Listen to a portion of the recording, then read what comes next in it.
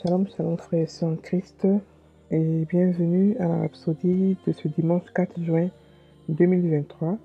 Rhapsodie écrite par le pasteur Christo Yakilome et la lecture vous est offerte par les vérités de l'évangile. Alors, le dimanche est déjà fini. J'ai tenu à faire cette rhapsodie parce que le thème de la communion est un thème qui n'est pas trop exploité dans les rhapsodies. Je tenais à faire cette rhapsodie pour expliquer plus ou moins la communion. Le thème d'aujourd'hui est « Prenez la communion avec compréhension ». Le verset de 1 Corinthiens 10, verset 16 qui nous dit « La coupe de bénédiction que nous bénissons n'est-elle pas la communion au sang du Christ? Le pain que nous rompons n'est-il pas la communion au corps du Christ ?» Alléluia. Le pasteur Christ dit « La Sainte Communion est un sacrement très important dans l'Église, mais beaucoup la prennent sans comprendre l'importance et l'impact spirituel. Lorsque vous prenez la Sainte Communion, vous ne communiez pas seulement avec le corps et le sang de Christ. Vous administrez la vie à votre corps. Elle a des pouvoirs curatifs. Elle est plus puissante que n'importe quel médicament. En expliquant la parabole du semeur à ses disciples dans Matthieu 13, versets 3 à 4 et 13 encore, versets 18 à 19, le Seigneur Jésus a révélé que ceux qui avaient reçu la semence le long du chemin représentaient ceux qui entendaient la parole, mais ne la comprennent pas.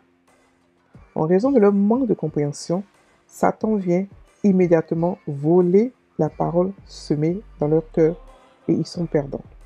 Alléluia. La parole de Dieu mêlée à la compréhension produit des résultats divins. Désormais, comprenez que lorsque nous rompons le pain, nous commémorons la mort par procuration de Christ, l'agneau immolé qui a été livré pour nous. De même, la coupe représente le Nouveau Testament, scellé en son sang. Son sang divin a été versé pour nous, pour la rémission des péchés, afin que le péché ne domine pas sur nous. Alléluia. Alors aujourd'hui, peu importe votre état de santé, on vous a peut-être diagnostiqué des problèmes pulmonaires, rénaux, cardiaques, gastriques ou cutanés. Prenez la communion et déclarez « Aucune tumeur cancéreuse, faiblesse, maladie, infirmité ou affection ne peut se développer ou survivre dans mon corps. Je suis en bonne santé, vibrant et fort. Alléluia. » Fin de la rhapsodie. Alors, aujourd'hui, le pasteur nous parle de la communion. Il nous dit que nous devons prendre la communion avec compréhension. Il parle d'un seul aspect de la communion curative. Mais moi, je vais en parler un peu plus que ça. Je vais expliquer ça plus encore d'autres choses sur la communion. Voilà, il nous dit que la communion est sacrée. Et elle a une importance et un impact spirituel. Et quel est cet impact? Quelle est cette importance?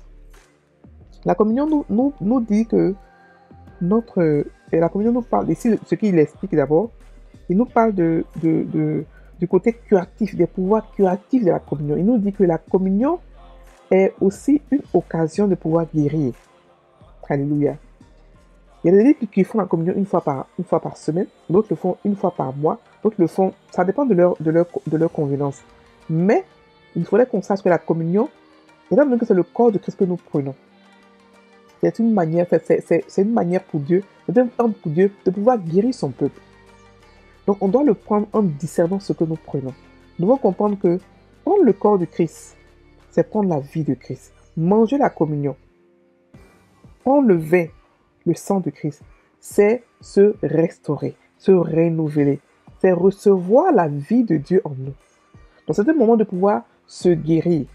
Et la communion peut se prendre chez vous à la maison, pas forcément à l'église. Quand vous savez que vous avez dans votre corps quelque chose qui vous fatigue et vous avez prié, vous avez tout ce que vous connaissez, prenez votre temps à la maison, prenez du pain, un peu de jus ou de vin, ce que vous voulez, et puis priez là-dessus. Faites comme ce que Jésus a fait. Et priez, rendez grâce à Dieu, découpez le pain et mangez-le. Vous allez voir que vous allez guérir. Et vous pouvez le donner aussi à vos enfants. La communion n'a pas d'âge, n'a pas force, n'a pas de catéchisme pour le prendre. Quand on regarde dans la Bible, on n'a pas vu de condition. Il n'y a aucune condition pour un chrétien pour prendre la communion d'abord. Il n'y a pas de condition de baptême, il n'y a pas de condition de catéchisme, il n'y a pas de condition de mature en Christ, non. La communion se prend, quand vous regardez le contexte dans lequel Jésus a pris et le contexte dans lequel Paul a fait la communion, c'était dans le contexte d'agapé, où les frères et les sœurs se retrouvent pour pouvoir manger. Donc tout le monde est permis de prendre la communion. Vous pouvez donner ça à votre bébé, vous pouvez donner ça à votre enfant, vous pouvez donner ça à qui vous voulez. Du moment où vous avez prié là-dessus et que vous avez béni cela, ça devient maintenant une nourriture sainte que n'importe quel chrétien peut prendre pour recevoir sa guérison. Alléluia. Donc la communion n'est pas quelque chose qu'on prend juste parce que c'est une cérémonie spirituelle ou par religion. Non, ce n'est pas la religion. Ça commémore le retour de Christ. Ça explique aussi qu'il est mort pour nous. Ça explique aussi que nous rentrons dans une nouvelle alliance. Nous sommes entrés dans une nouvelle alliance. Ça explique que nous sommes rentrés dans la divinité de Dieu. Nous ne sommes plus maintenant ordinaires. Ça explique que Dieu est mort, Christ est mort pour nous. Ça nous rappelle qu'il est mort pour nous et qu'il est ressuscité et qu'il va revenir nous chercher. Ça nous rappelle aussi son retour, comme quoi il revient. Donc la communion est très importante. Et ce que le plus important de la communion, c'est quoi? C'est l'amour. On le prend dans l'amour. On le prend dans une atmosphère d'amour. Ça veut dire quoi? Dieu a voulu qu'on se retrouve de temps en temps pour démontrer notre amour les uns envers les autres. Donc on prend la communion et qu'on le prend indignement. Donc on lit 1 Corinthiens 10, on nous explique que qu'on le prend indignement, c'est-à-dire qu'on le prend sans le discerner, sans comprendre qu'on doit le prendre par amour. Quand le pied tape la main en tant que corps de Christ, c'est-à-dire que quand on prend entre nous et on se bat, on se critique, on se condamne, on s'insulte entre nous, on se condamne nous-mêmes. C'est pour cela que dans nos églises, il y a des malades. Parce qu'on prend la communion indignement. On ne sait pas discerner la communion. On ne comprend pas la puissance, la signification spirituelle de la communion. Et on le prend et on va insulter nos frères, condamner nos frères. Et après, on est étonné qu'on a des maladies. Parce qu'on a pris la communion indignement. On n'a pas pris la communion avec amour. Celui qui nous a demandé de prendre la communion, là, il a fait avec amour. La preuve, après ça, avant le dernier jour, il a même lavé les pieds de ses disciples. Donc, il est un Dieu d'amour. Et il nous a fait à son image. Donc, la nature d'amour qu'il a, on a la même nature. Donc, la communion se prend par amour. Il faudrait qu'on discerne que lorsqu'on prend la communion, on prend quoi? On prend le corps du Christ. C'est-à-dire qu'on prend la parole de Dieu. Donc, elle peut nous guérir. Elle a le pouvoir de nous guérir. Elle a le pouvoir de aussi nous restaurer. De nous rappeler qu'il revient, de nous rappeler qu'il est mort pour nous, de nous rappeler que nous aussi on est mort et on est ressuscité, de nous rappeler tout le sacrifice que Jésus a fait pour nous. Donc ce n'est pas un truc religieux qu'on prend et c'est fini, non. Non, on le prend avec discernement. Et lorsqu'on le prend avec discernement, c'est là que le pouvoir de cette communion agit. Rappelez-vous, en Christ, on ne nous impose rien. En Christ, c'est ce que nous comprenons qui est pour nous. C'est-à-dire que si nous ne comprenons pas quelque chose, comme la parabole du semeur. La parabole du semeur a dit quoi? Que lorsque nous ne comprenons pas quelque chose, le diable vient et il prend. Il prend, et parce qu'on n'a pas compris, on ne pourra pas bénéficier des bienfaits de cette parole. Mais maintenant que nous comprenons ce que c'est que la communion, pour pouvoir conserver les bénédictions de la parole de Dieu, il faut la comprendre et il faut la prendre et la cacher en soi.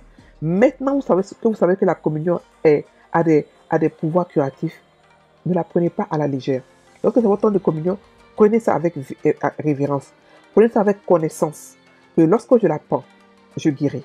Et donnez la communion à vos enfants, à vos amis, à tous ceux qui sont dans votre maison, ont le droit de prendre la communion si vous voulez. Pas besoin, la seule condition, c'est d'être chrétien. C'est tout. C'est la seule condition d'être chrétien.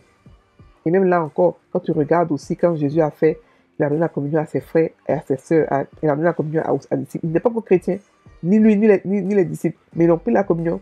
Mais après, on voit que dans le corps du Christ, Paul a pris plus de fois la communion dans le corps du Christ. Donc on comprend que par là que c'est pour nous les chrétiens, parce que le Dieu est mort pour le monde entier, mais le monde entier ne l'a pas accepté. C'est seulement nous les chrétiens qui l'avons accepté.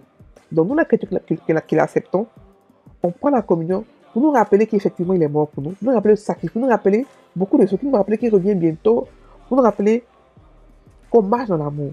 Nos frères et sœurs en Christ, ne vous laissez pas berner par les religions bizarres, par les doctrines bizarres. Il n'y a aucune condition pour prendre la communion. Alors là, la seule condition, c'est d'être chrétien. Tout simplement. Donc, tout le monde peut prendre le corps. Le corps de Christ représente quoi? La parole de Dieu. Donc, qui dans la Bible est interdit de prendre la parole de Dieu? Quel chrétien qui est interdit de prendre la parole de Dieu et de la mettre dans son cœur? Qui? Aucun chrétien. C'est-à-dire que la parole de Dieu est là, elle est libre. Tout ce qu'elle veut, c'est qu'on la cherche, qu'on la trouve et qu'elle veut demeurer en nous. Donc, il n'y a aucun chrétien qui n'a pas droit à la parole de Dieu. C'est comme ça aussi qu'aucun chrétien, tous les chrétiens, ont droit aussi au corps du Christ, à la communion. Alléluia. On va maintenant prendre la prière. Cher Père, je te remercie pour le corps de Jésus qui a été brisé pour moi.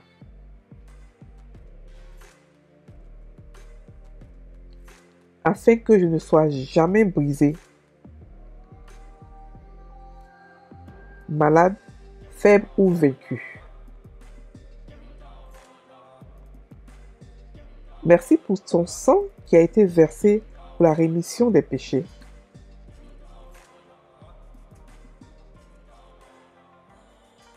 Et par lequel je suis devenu participant et distributeur de la vie divine. Au nom de Jésus. Amen. Le pasteur aussi a dit quelque chose comme tout à l'heure. Il a dit que lorsque vous prenez la communion, vous pouvez faire des confessions. Vous pouvez parler, déclarer sur la communion. Dites, aucune tumeur, aucune maladie dans mon corps ne reste parce que la communion vient nettoyer toutes choses. Donc, faites créer ce que vous voulez voir. Prophétiser, déclarer. Alléluia.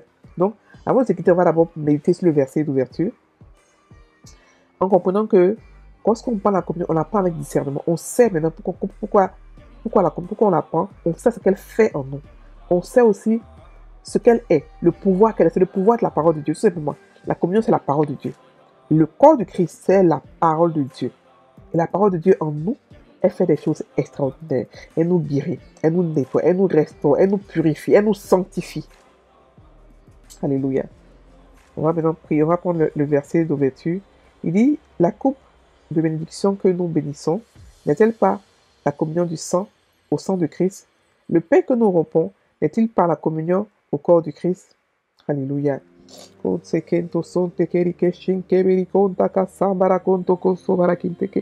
Je prends la communion maintenant avec discernement. Je comprends ce que c'est que la communion. Je comprends l'impact spirituel de la communion. La communion représente le corps du Christ. Et ce corps-là a été brisé pour moi. Donc lorsque je le prends, je guéris. Lorsque je prends le corps du Christ, qui est la parole de Dieu, qui est la chair de mon Seigneur. Lorsque je le prends, je le mets en moi. Lorsque je le mange, il n'y a aucune maladie qui reste en moi. Aucune infirmité, aucune peur, aucune forteresse. J'ai la santé divine. Oh, Kassaba, elle me nettoie, elle me purifie. Oh, Koso, elle me sanctifie. Oh, Kaseke, Toso, Tekerikiantaka. Je déclare qu'aucune maladie ne reste en moi à cause de la parole de Dieu, à cause de la communion que je prends pour Sabarakantaka. Lobasekenteke. Je déclare que je marche dans la santé divine à cause de la communion. Je déclare que je marche dans l'amour parfait de Dieu, dans la joie parfaite de Dieu, par la communion que je prends tous les jours, par la communion que je prends, Kasabarakantaka, Seketosaka. Oh, Karabakonta. Je discerne. Donc, moi aussi, à la maison, de temps en temps, je prends la communion. Parce que je comprends l'impact, je comprends la signification de la communion. Et je profite de tous les bienfaits de la communion. Ah, bako seke tose, bonde kerike so, teke shike, teke loki seke, teke so, bandora kanta kaso, marakin teke. Oh, marakin to so, teke. Merci Seigneur pour ta communion, pour ta parole, oh, kosto barakantaka, oh, kotabara, pour ce symbole. Oh, Kanta, qui me rappelle que Seigneur, je suis dans une nouvelle alliance. Qui me rappelle que maintenant, mon corps n'est plus soumis à la loi du péché et à la mort. Mon corps est soumis à la grâce, à Kassabara Kontaka. Qui me rappelle que tu reviens bientôt. Qui me rappelle que ton corps a été brisé à cause de moi, afin que j'ai la vie éternelle. Et maintenant que j'ai cette vie, je profite d'elle. Oh, Kanta, et je suis comblé dans tous les domaines de ma vie. Oh, Kaseke, Tosonteke, Bondeberia, Kosobara Kinteke. Merci Seigneur. Alléluia. Merci Seigneur.